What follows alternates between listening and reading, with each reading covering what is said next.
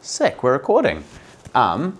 Whilst I clean this kitchen up, let's chat about what we did last week. But I'm gonna make a shepherd's pie, a venison shepherd's pie, because I went hunting last week, and it was the first time I went hunting in a very long time. Last time I went hunting was probably with my father, so I was actually revisiting a lot of shit with my old man. So a lot of shit came up mentally for me, which was buzzy to deal with. But again, that's everything that I talk about and promote, right? But I think it's important that we talk about it. We all have daddy issues. Hey Lola, you have some daddy issues. So I'll probably B-roll some footage of the hunt, but I probably won't show many of the gory parts just because it's a little bit yucky to see. Just over on Mount Campbell Station with one of friends and clients, Alice, and we're going for a hunt. Just cold. So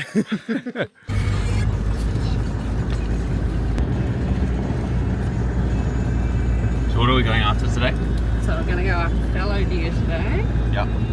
And they're more high country. Yeah, definitely more high country today. Our reds are generally are lower.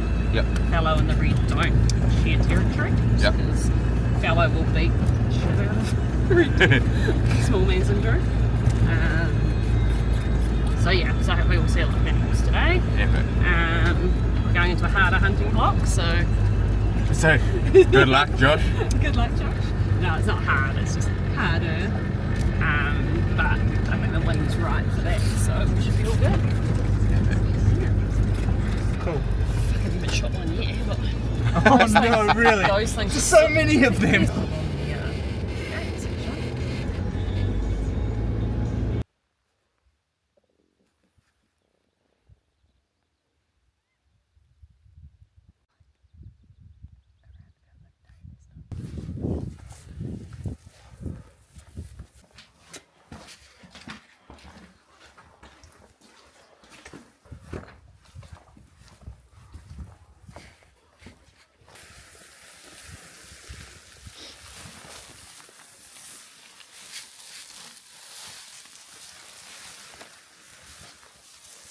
Cool, so we just got some dinner, and yeah, bit of a process.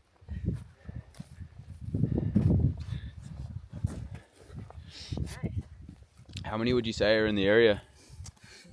Thousands probably. And they're a pest? Yeah, they're a pest. That's part of why I started the hunting business, is to, one, diversify farming, Yep. and two, take control, like a natural resource that is also helpful to the environment to be, keeping on top of. Yeah. Plus it gives people this opportunity. Yeah. I mean, It's pretty unreal, yeah, the scenery that we've been. Saturday. Yeah, shit, yes. And you got meat. Just think that, everyone that's prepared to sort of, if you're going to be prepared to eat meat, you should understand the entire process from farm to table or to paddock to table, even better, when they're completely wild, woken up, had a beautiful morning, and yeah. Anyway, I won't share the gory parts, but I think one of the key things for me with hunting as well has always been, if you're prepared to sort of eat meat, and I know a lot of people aren't prepared to eat meat, and that's completely fine, because on the Movement Culture app and on the 2-6 app and on the State of Performance app, we actually make a lot of vegetarian vegan meal plans, and we have vegetarian vegan meal options. I actually chose to be vegan for about 6 months and did really well on it. I've come back to eating meat. Just it helped me be a little bit more conscious around decision making around eating meat. I think a very important part of eating meat is understanding the process, because I feel like, a lot of us just go through eating meat. We're going to enjoy a nice glass of wine while we do this. A lot of us just go through eating meat, not really just understanding the process that goes behind it, right? It's pretty intense. It is the giving of one life to sustain another. Sort of the bigger the sort of animal as well, like, man, it rocked me. It, yeah, I was quite emotional for a few days, and which is all part of it, right? I think it's important to understand, and like there was a lot of love and gratitude, and just so grateful to the animal for it to be able to sustain myself, Dana and Lola. Like that's really, really cool, I think. So yeah, just a lot of love and gratitude, and there was a lot of emotion because again, I was sort of revisiting lots of dad stuff, I guess. So even after that, lots of dad stuff came up. We haven't talked, or there's like, yeah, even my grandfather's stuff as well. Like he used to be an avid hunter. So yeah, just thinking a lot about that side of the family, I think, which was quite emotional. We lost touch with that side of the family after we found out about Dad. I won't go into details, probably a little bit yucky. But yeah, we lost touch with that side of the family, so just revisiting my roots, I guess. And it was just a little bit like emotional, but anyway, it's cool to be able to provide, I guess. And something that we talked about, which is understanding the full process. I think we just pick up a steak off the shelves and fuck, man, that's like, sorry to get gory, but it's a cow that stood in line for a fucking bolt gun, right? And I think and watched its friends die. Now I'm not going to show you anything, so you don't need to turn it off or anything right now. But if you're prepared to eat life, I think it's prepared to understand the process. And for me, that deer got to wake up, have a beautiful morning, and they are pests here in New Zealand, so they do need to go. Had a beautiful morning and is now able to sustain energy, and eventually I'll go and I'll return back to the earth, and I'll give sustenance and nutrients to the earth where I'm buried or whatever happens with me. So it's all part of the circle of life, I guess. But it was nice to be able to go through that process. Hey babe.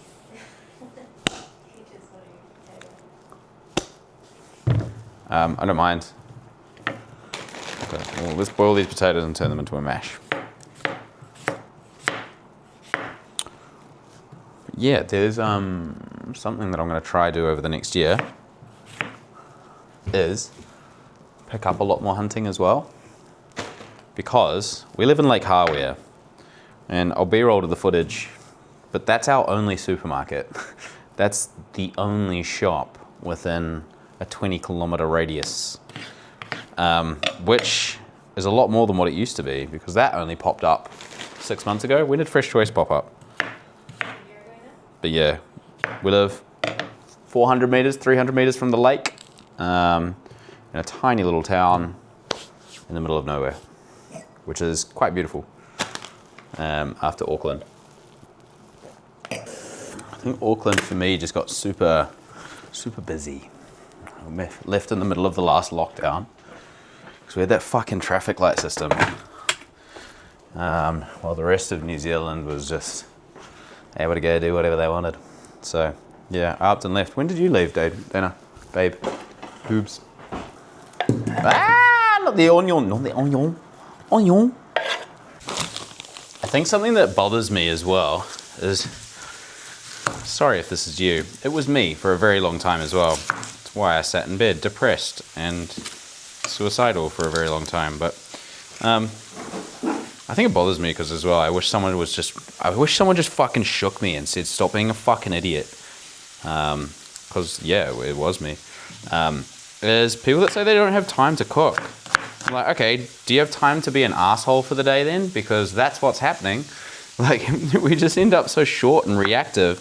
And then you're like, no, I get my lunch out. And I'm like, okay, but that's full of processed stuff. And there are so many scientific studies that say that they contribute to neurodegeneration and also fucking onions. Neurodegeneration, depression, anxiety, stress. Like, so yeah, you're eating throughout the day, but like, fuck. Just contributes to so much of what we complain about. Like, I'm reactive with my kids or my partner. Like, I'm a fucking asshole to Dana when I haven't eaten properly. Like, I'm just a short, reactive dick. not just to Dana, like to my mom, to like everyone. So it's like, cool, I don't have time to cook. All right, well, I think a big thing, we have this critical self-ownership document that I've given everyone in the 2-6 and the Movement Culture app. And it's like, what are you actively choosing by negating one thing? So an example of this would be, if you're going to one party, you're actively choosing to not go to the other party if you were invited to two. So just bring the second choice out of your peripherals into the front of your vision. And so it's like, cool, if you're actively choosing not to cook, you're also actively choosing to be a bit more short-tempered. You're actively choosing to be a little bit more prone to anxiety and stress and depression. You're actively choosing to risk your health a little bit more. You're actively choosing to eat processed food, which we know has neurodegenerative properties, you know? So it's like, I feel like there's all these secondary choices that we just ignore. Anyway. And don't get me wrong, there are still days where I'm like, nah, fuck that, I can't be asked. But it's like, just making sure that I bring that out of my peripherals into the front of my vision to make a better choice later that afternoon or that night. Something that's cool as part of the Movement Culture app as well is that it's not actually like, we're not calculating your calories and stuff, it's just providing you lots of whole food recipes. I think if 90%, if as a population we ate whole foods majority, like 90% of the time, there would be no need for calorie counting. You would just naturally feel full due to the volume of food that you're eating. Now that being said, there are certain targets that we have to hit and requirements for proteins, fats, and carbs for our body to be optimized. But I think like before you even make that step to like trying to do all of that, if you just simply made breakfast, lunch, and dinner and your snacks whole foods, like you might find that 90% of the things that you're trying to work through and that nutrition can solve, that'd probably fix a lot of it. And then like if you're doing events and like sports and stuff like that, that's when you can refine it to proteins, fats, and carbs. Or that being said, if you're trying to resolve a specific issue that your body's going through as well, then yeah, we will need to hit those tight requirements. But for Gen Pop, oh, I'm gonna cry. Fucking onions. Onion? You like onion? Do what Ash does and put goggles on. Ooh, do you have goggles? Fuck me. But yeah, I think for 90% of the population, the first step should always just be, let's aim to eat whole foods for breakfast, lunch, and dinner, and your snacks. The snacks is easy to fall off. And you'll find that a lot of stuff is actually fixed. So, like, I'm no doctor, right? But you'll see like the Google reviews on like 2-6 Wellness or State of Performance and like our feedback, and they're like, whoa, my fucking nipples, this is my eyeballs. But a lot of the feedback, holy shit. It's like, whoa, my endometriosis is gone, or my IBS, or PCOS. And as you know, you can't get rid of endometriosis and stuff like that. But again, 90% of doctor-related visits are due to stress-related illness, right? And so if your body's constantly inflamed due to psychological stress, what's going on up here, or stress through nutrition, because again, processed food causes a stress on the body. Processed sugar causes a stress on the body. Wine causes a stress on the body. Too much of all these things, you know, it's gonna, whatever you're predisposed to. So for me, I have IBS. Not that it's very evident, eh, Dana? Don't laugh. For me, if there's too many nutritional stresses and alcohol and stuff involved, well then that's what comes up as the flare-up, right? So some people it's eczema, some people it's eczema, some people it's IBS, some people it's endo, some people it's this. But as soon as we minimize the nutritional stresses, the symptomology just drops away. So we're not actually solving these things. Like, we're just giving the body its basic requirements of what it needs. And you can do this on the 2-6 app, the Movement Culture app. In fact, in our new 8-week challenge that we'll be launching soon, like just choose recipes off there and you'll find that a lot of the stuff starts to minimize. And man, you can be fucked. Like, I would much rather exhaust the controllable mechanisms than go straight to the doctor, because, like, don't get me wrong, the doctor saved my life at one point, but there were things that I wish I did first. Yeah, lots of things I wish I did first.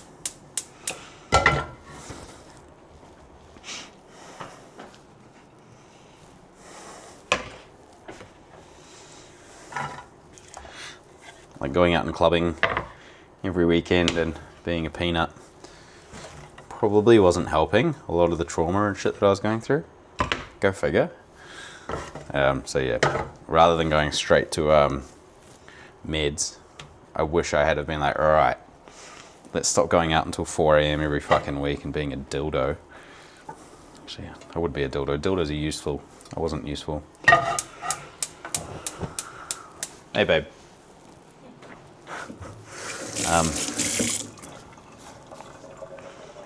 Yeah, there's just a lot of shit that I would have changed. But that being said, I have zero regrets, because if I didn't do all of that, I wouldn't be here. I wouldn't be helping. Fuck, we've helped over like 1,000 people in the last year, which is so cool to be a part of. What a journey. And like, thank you everyone that has been a part of the journey, and like, cool, now you're all coming on this fucking YouTube journey. Hack for cooking: put your oil in a fucking spray. So good, so sneaky, so easy. Put it in a fucking spray bottle. But let's take a look at the mince that we caught from the venison. And I've already bagged up lots, but how good, you know? And it's super lean, way more lean than beef. So that's pretty cool. Yeah, we're just gonna do a big shepherd's pie. That'll do like lunches for the entire week. Then with the rest of it, I'll do like slow cooked stuff. And then the week after that, I've actually got, hold on.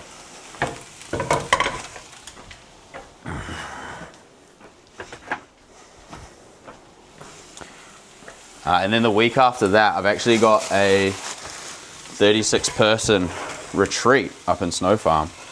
So we'll probably use like a lot of it for there as well to feed 36 people. Either that or maybe like a beef chuck roast. We'll slow cook it. Slow cooked meats can be nice on the tummy. But yeah, anything to provide whole foods to the people that we work with. Dana's going to be coming on that. She's going to be photographer. I don't know if she knows that yet though, but she's going to be the photographer on the retreat. So yeah, that'll be exciting. But we work close with hospitality teams. We have a contract with Lion Breweries and Hospitality New Zealand, so it's funded by Hospitality New Zealand, looking out for the mental health and wellness of hospitality in New Zealand, which is, again, I wasn't working hospitality, but I was DJing and my mental health was fucked. So yeah, it's cool to work. Like, we were always really close with all the bar staff and like worked very, very close with all the bar owners and stuff like that when we were doing that. So it's cool to sort of come full circle from being in there with them to now helping them through the same shit that I was going through. So we'll take them deep into the mountains, Snow Farm, and got like 4 hours of, we'll do breath work and give them some shit to work towards. Like, there's a lot of tools that we use for sort of mental health and helping them out, which will be cool. That lid does not go on there, but if it fits, it sits. I'm excited for this 36-person retreat up in Snow Farm, because there's just, last time we did it was about 2 years ago with them, and yeah, it's there's a lot more that I'm going to bring to it now. So I spoke at the Lion Breweries. I spoke at the Lion Breweries thing a few months ago in Auckland, which was really, really cool. We did some like little tasks and activations, and basically like the stress system. Yeah, it can get way overdone by the most simple of shit. And again, burnout sort of manifests as so many different things, right? For my dad, drug addiction. For me, depressive symptoms and anxiety. I think it just rears its head in so many different ways, like food addiction or sugar cravings or porn or drugs, or again, it's just like burnout. There's so many different faces of it, and yeah. Anyway, it's cool to be able to help people realize shit that they might be on the ledge, you know, especially with like mental health month, men's mental health month coming up, which we'll actually be running a should we just fucking finger it? What are we doing?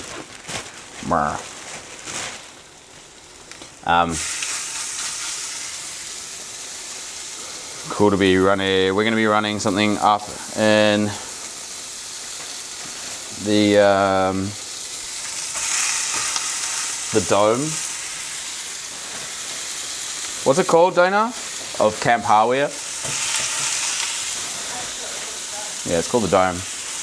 But yeah, for Men's Mental Health Month as well, and it's important as a woman as well. So the event that we're going to run is open to all sexes, obviously, but it's going towards men's mental health. We'll be doing something similar. It's going to be koha, so free. You just do a donation, and all donations will go towards men's mental health, which is really, really cool. But we're going to be doing a nice big event there. So what's coming up this month is more cooking, more nutrition, challenge, wellness, helping people, all shit that we love, and being real about it, I guess. It's nice to have a wine, and it's nice to connect, and so long as you're not using them as crutches. Crutches are just being careful of those things, right?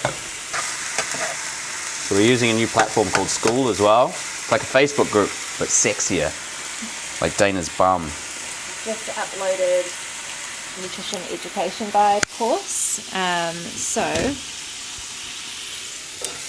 the nutrition education guide's all uploaded, and it's in note form, but you've also got access to the full PDF guide that's a little bit more detailed. So I've just gone in and spruced up the School platform, made it all look a little bit prettier, uploaded the nutrition education guide. So yeah, it's just looking a little bit cleaner. You see the... So we'll get screenshot and we'll put it on the video here. That's incredible. Well done. There's also the cool thing about the School platform as well is where there's like we can upload like courses and stuff. So I've done a whole free cortisol course, and we're gonna keep building it out. Like, so yeah, it's not just some fucking app where like some generator is like just fucking generating some program. It's like Dana and I are actually sitting down making programs that are proper programs, not spat out by AI or anything. Then we have Claudia and Katie and Izzy and Renee, who are all athletes in their own right, and they're all pumping out programs as well for specific goals. But like, we get on weekly calls with everyone every week, which is wicked.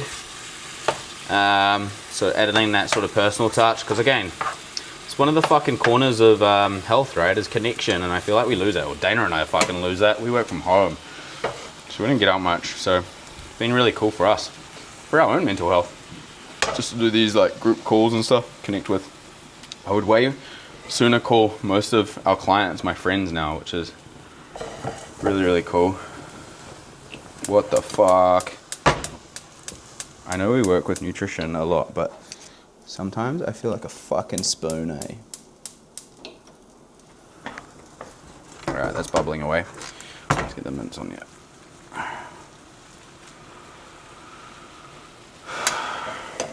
So venison is a lot more lean than other red meats as well. So in terms of fats, you've got 9 calories per gram of fat, 4 calories per gram of carbohydrates, 4 calories per gram of protein. Now with like beef and stuff like that, you obviously got the protein, 4 calories, but there's a lot of fat in there, 9 calories. There's fuck all in venison. So if you're looking for a leaner mince, again, some people don't like the gaminess of venison as a steak, but mince, like, to me, mince is mince. So yeah, if you're in the supermarket have a look for some venison mince and give it a crack on your spag bowl or something like that. It's just a nice alternative that's gonna drastically lower calories, and therefore you can have more of it and just get more protein and get more jacked. No, you need protein for immunity and so much more. Cell structure, right? I think a big one as well is we don't actually hit our protein target, and our body needs a minimum requirement, or we have muscular atrophy. And after the age of like 30, 40, we do have a muscular decline anyway. And so if we're not hitting that target, it just speeds it up. And so as part of the Movement Culture app, fucking plug, most of our recipes, they all sort of hit that target. And if you're in our one-on-one coaching as well, like we obviously hit your protein targets for your requirements. And it's cool just to see, like, even if you do jump in for 8 or 12 weeks, it's like, whoa, I was drastically under eating here, or missed that macronutrient. And that could be the source of one of your problems. Like, it could be the source of like why your body is not responding in this way. And then you can then you know, right? And then you jump out and like go do your thing, which is really cool. That's the goal, to educate and help guide. And so, yeah, that's what we try and help within our one-on-one coaching plans, or the Movement Culture app, 2-6 1-on-1, State of Performance 1-on-1. Yeah, I mean, fuck. Also for me, when I started getting coaches, because I have a coach, his name's Paul. He's a good dude. For me, it's like, what's the cost of not sorting this issue? What's the cost of not sorting this pain point? And for me, it was sitting in bed doing fuck all for the next few years. So I was like, well, I pay quite a lot for my coach, but justifiably so. It's sitting in a hospital bed is going to cost me a lot more than fucking a few $100s a week, right? And to have that level of accountability to be like, right, if I don't do this, I'm fucking wasting my time and money. Or we could just sit on the couch and do fuck all and wonder why we haven't gotten to the next step 1 year later, you know? Like, fuck, I think for me, life has been shoved in my face on how fragile it is. And so if I waste a second, I feel like it disrespects the people that I've lost as well. It's a disrespect to their memory. And so making sure that I'm grabbing it by the balls. Also, the New Zealand system's great. Like, I was on the benefit for a year or so. Like, how good? Like, there's a safety net if everything fucks up. How good? So I think people are scared to sort of admit that, and like, I mean, it saved my life. So to be able to be like, you know what, I'm going to spend a little bit of money on me, and if it all fucks up, then I'll go on the benefit for a little bit and whoop-de-doo, you know? I think what a beautiful safety net that we have, and that helps justify some of the fucking tax that we pay now, but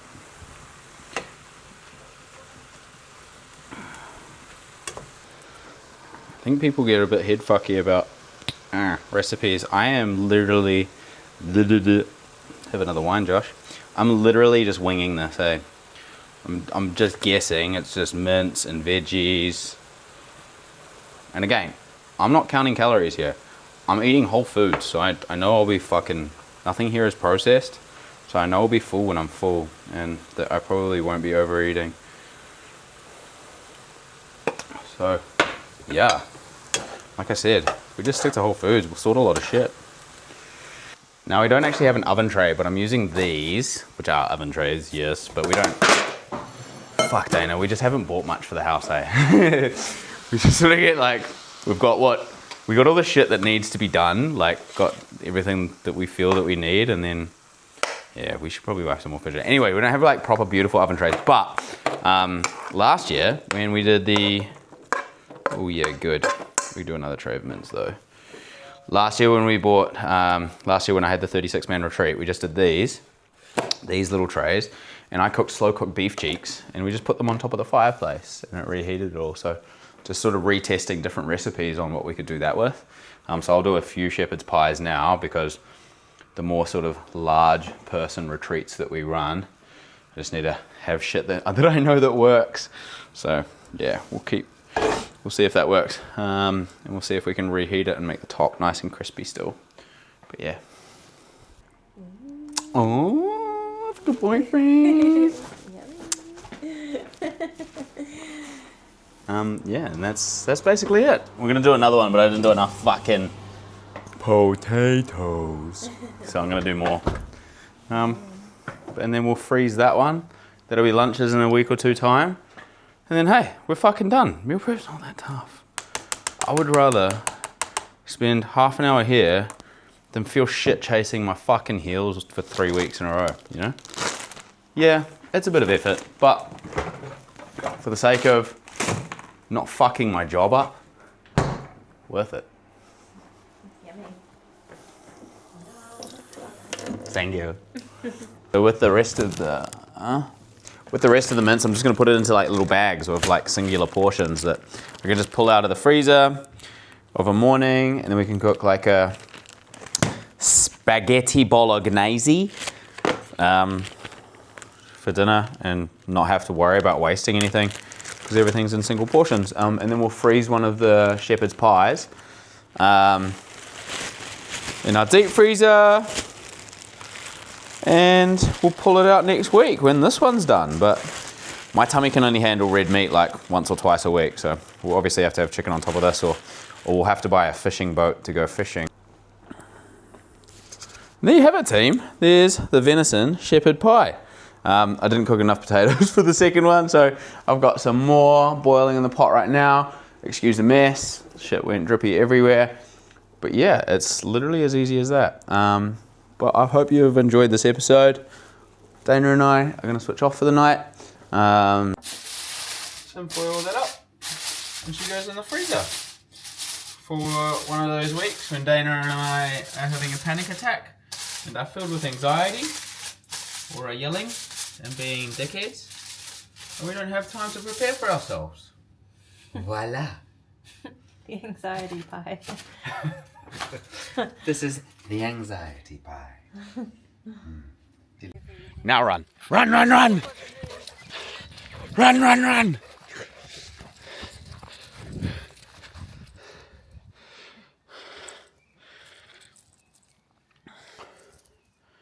Wow, that view is insane.